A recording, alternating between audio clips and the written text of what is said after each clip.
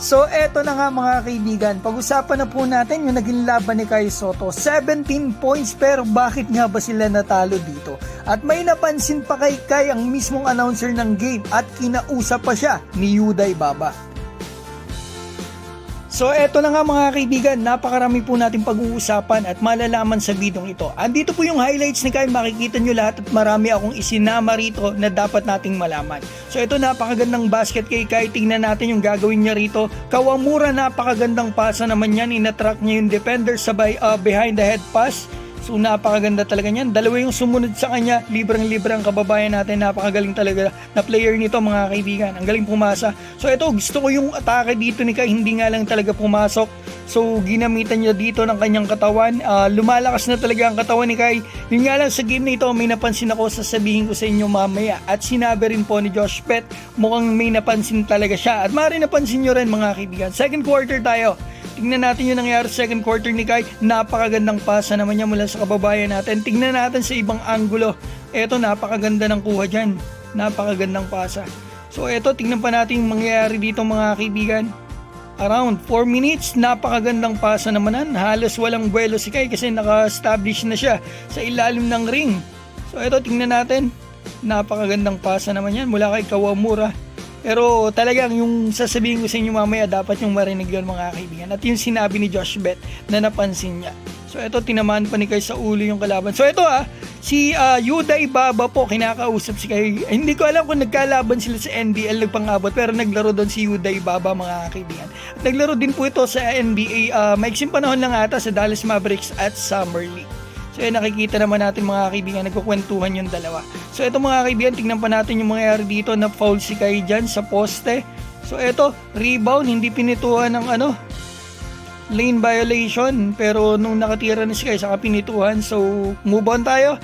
Tingnan natin yung gagawin ni Kai dito, na foul siya rito. Foul talaga dyan ng kababayan natin. Eto, third quarter natapos. Second half natapos. Eto yung stat sheets. May 7 points na agad ang pambato natin in 14 minutes na playing time. So eto, tingnan natin, hindi na hawakan ni Kai yun. So another one, tignan natin yung gagawin ni Kai. Napakagandang power naman nun. Yun nga lang talaga, ang ganda rin depensa sa kanya. So ito, binawian niya. Susunod, tignan natin ang gagawin ni Kai. Kinaliwa, nice one. So ito, tignan natin mga kaibigan, ang gagawin naman dito ni Kai. Sayang hindi pumasok. Hindi pumasok yung tira ni Kai. Ito, napakagandang steal. Nice Kawamura, binigay niya kay Kai. Napakagandang dunk mula sa kababayan natin. Fast break. So ito, yung big man ng kalaban, parang si Zion Williamson, magandang depensa dito kay Kai. So ito, si Devin naman si Oliver naman ang inatake. Nako, hindi kayanin ni Oliver. So ito, si Kai naman ang aatakihin niya mga kaibigan. Si Kai na naman ata. Yan nga, si Kai nga mga kaibigan. So eto, Baldog ang tira niya doon. So eto, tingnan natin, napakagandang pasa sana. Yun nga lang, na-foul si Kai mga kaibigan kasi minasaunan siya, hindi siya makatalon.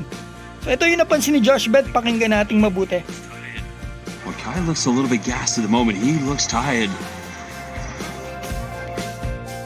Narinig nyo naman mga kaibigan, yung mukhang pagod na raw ang pambato natin sa third quarter bago ito mag-free throw. At yan din mga kaibigan, napansin ko talaga. Yes, naka 17 points ang pambato natin.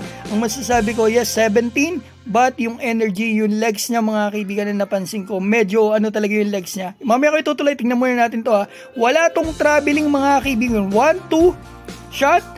Goods na goods yun mga kaibigan. Walang traveling yun. Kita nyo naman. So ito, ituloy ko mga kaibigan, yung legs ng pambato natin ay medyo parang mabigat yung legs niya sa game na ito. Napansin ko. Hindi kapares ng energy niya, yung legs niya, fresh legs niya, nung mga nakaraang games niya dito sa game na ito. So ito, napatid ng kababayan natin. Nakaapak ata siya ng teammates niya doon. So ito, tingnan natin. Offensive foul, legal screen. So ito, offensive board sa kababayan natin. Yan, nice one. Si Yuto mga kaibigan talagang off night dito at saka yung isa pang starter, dalawang starter bali. So eto, natalo sila, second quarter lang talaga mga kaibigan. Tingnan nyo per quarter, doon lang talaga sa second sila natalo. Pero ito talagang story ng game. Tingnan natin sa rebounds, talon-talo sila, tambak. At the same time, yung field goal percentage and shooting ng kalaban, puro pumapasok kahit sinong tumitira. So ito yung stats naman ng ating team. Tingnan natin, kailangan nating makita to mga kaibigan. Si YouTube of Night, naka 5 points siya. Alam nyo kung kailan naka-score yan, sa daming tira. Mga kaibigan, last 2 minutes na ng fourth quarter, 2 out of 13 sa field. Yung isa namang starter, 0 points, yung nasa baba. So talagang mahirap manalo kapag dalawa yung off night dito sa starter mo mga kaibigan, kahit naka double figures yung tatlo mong kasabay. So yun mga kaibigan, na masasabi ko, yung legs ng pambato natin siguro kaya medyo parang mabigat sa game na ito ay dahil po baka, feeling ko baka nasobrahan kasi nagbuhat ito kagabi.